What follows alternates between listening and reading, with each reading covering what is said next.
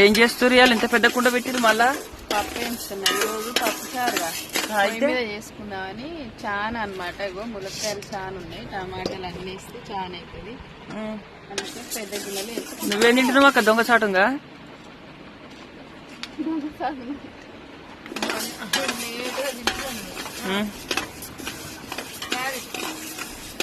ఇగో మంజు అయితే ఇలా మంజులాకి ఇద్దరు కలిసి పప్పుచారు కాస్తారు. మునక్కాయ చారు, క్యారెట్స్ కూడా వేస్తారా అలా?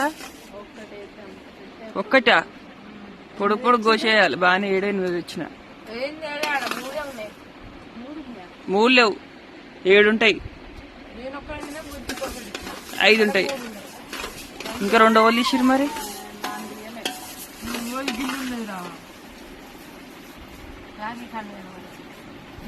మరి చెప్పలే నేను 7 తెచ్చిన లెక్క పెట్టి.